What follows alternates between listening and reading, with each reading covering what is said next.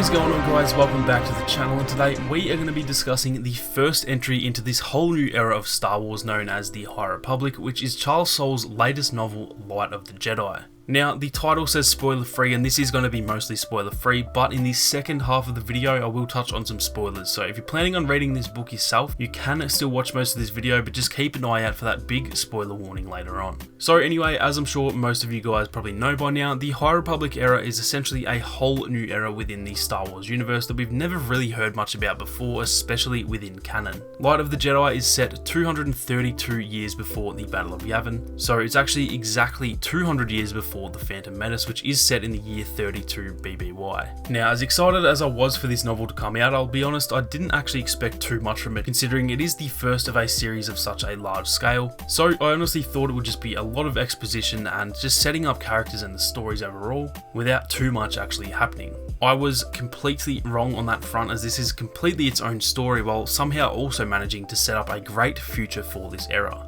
In just the first few chapters, there are some huge events that really set the stakes for the rest of this particular story, but also the entire era as a whole. It had me hooked from the very first chapter because of that, and this was one of those books that I honestly just could not put down, finishing it in 3 days, which for me, considering I'm a pretty slow reader, is pretty much unheard of. The way that Charles Soule writes is definitely pretty unique compared to a lot of the other authors that I've read. Coming from mostly a comic background, I think he knows how to keep you on the edge of your seat, because obviously when it comes to comics, which are much shorter than a novel, he has to sort of keep you engaged and excited the whole way through, and somehow he managed to convert that same type of writing into long form writing in a way that I've probably never really seen before from the books that I've read anyway. Most of the time when I read, there'll be a really intriguing story arc that I'm interested in, but then there's always sort of that secondary arc with a side character that you sort of can't really be bothered reading. But in Light of the Jedi, it actually seems like each individual arc is essentially the main arc, if that makes sense. I'd read one chapter, be really interested in where the story was going, then I'd get to the next chapter and find that I'm actually just as interested in what happens in this arc as I was in the last one, essentially forgetting about that chapter because of how good the current one is. Then when I eventually get back to that first story arc again, I had actually forgotten all about it, and so now I felt a huge sense of excitement because I actually remembered how much I was enjoying that arc before it moved on.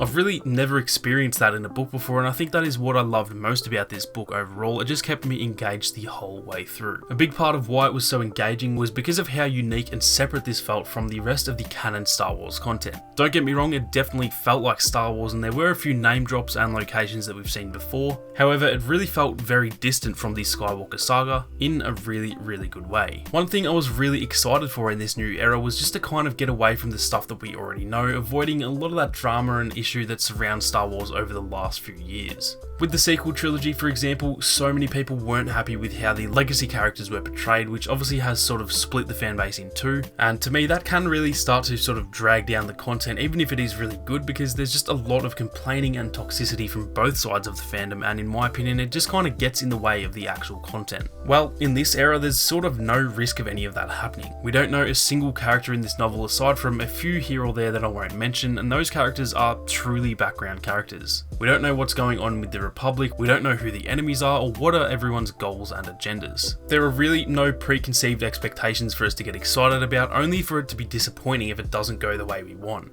It really felt like watching the original trilogy or the prequels for the first time, just having no expectations or hopes and being really happy with how the story turned out in the end. I know that for me personally, when I go into something thinking I really hope X, Y, and Z happen, then I'm generally going to be pretty disappointed when they don't happen. With that being said, when I have no possible idea of what could happen though, then I can't really get in my own way like that, and therefore I generally just get to take the content at face value and not really ruin it for myself, and that is something that this book did absolutely perfectly. From setting up some great characters that I already feel attached to some pretty awesome world building, to setting the stakes incredibly high and especially setting up an awesome unique villain, I feel that the book did everything it needed to and more just for this standalone story, but even more so to set up the rest of the era and give us a hell of a lot to be excited about heading into the future. I can safely say that there was actually nothing in this book that I didn't like. Sure, there were parts that weren't perfect and there were some parts that did drag on a little bit too long, but for the most part I really enjoyed the book. Now, I am going to start getting into spoiler territory here, so for any of you who are planning on reading the book for yourself, then I'd recommend clicking off the video right now before I get any further, and then coming back once you have finished reading it. Once again, if you are looking to avoid spoilers, then definitely click off the video right now. So the main thing that I wanted to talk about when it comes to the spoiler section is is our brand new group of villains known as the Nile. The Nile are essentially a large group of marauders or pirates who plunder and pillage their way across the Outer Rim, taking what they want and destroying what they don't. If I had to compare them to another group, the first thing that comes to mind are Vikings. For any of you who have seen Lord of the Rings, they could also be compared to the Orcs in a way, not overly similar, but just in the way that they are united as one group, yet they're actually more than happy to fight and even kill each other if it does benefit them. Now, at the start of the book, they don't actually have one specific leader.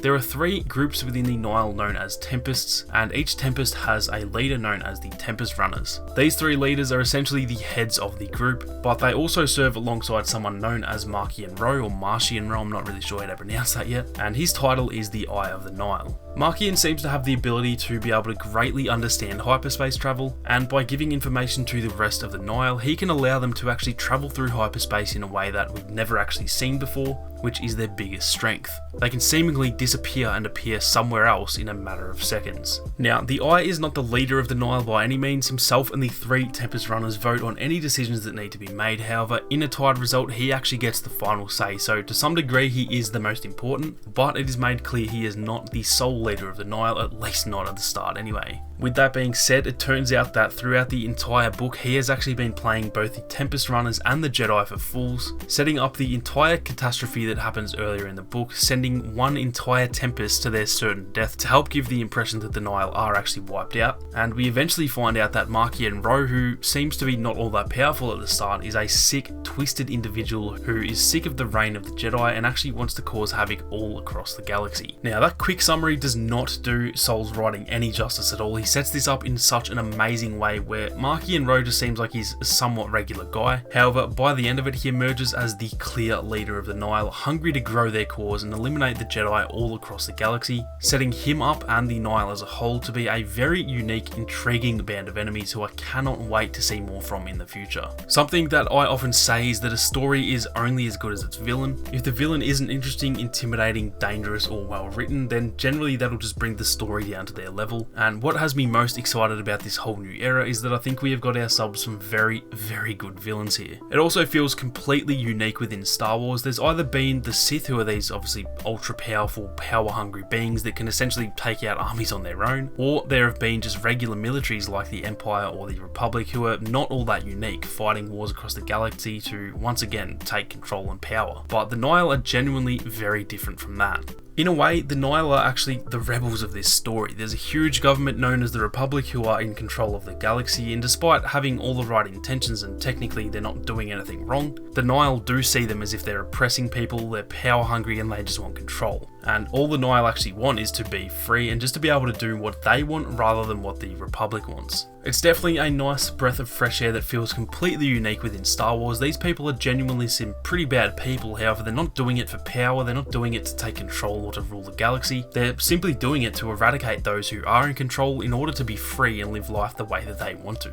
Now, with that being said, their leader now starts to get some bigger plans, and it's going to be interesting to see how that goes in the future. They're not afraid to fight dirty, they're not afraid to kill, and they are definitely going to be an enormous threat to the Jedi and the Republic. A threat that we've not really seen before, and that is what I loved most about this story overall. Overall, I really enjoyed the book, and I think it actually goes in my top 5 of all time. Possibly even top 3, and I think we have a very exciting time ahead of us with this new High Republic era. Let me know what you guys think of Light of the Jedi so far down in the comments, as I'm definitely very excited to hear what you guys think as well. That is going to do it for this one though, guys. I've got a ton of High Republic content on the way. I will be touching on the Nile in depth in my next Star Wars video. I'll be touching on a heap of stuff we learned throughout this novel and moving forward. And so if you are interested in this new era, then be sure to keep your eyes peeled for more videos on the way. If you enjoyed the video, then be sure to leave a like down below, and if you are new, then consider subscribing to the channel with those notifications on. Thank you all so much for watching. You guys have a great day, and I'll catch you all in the next one.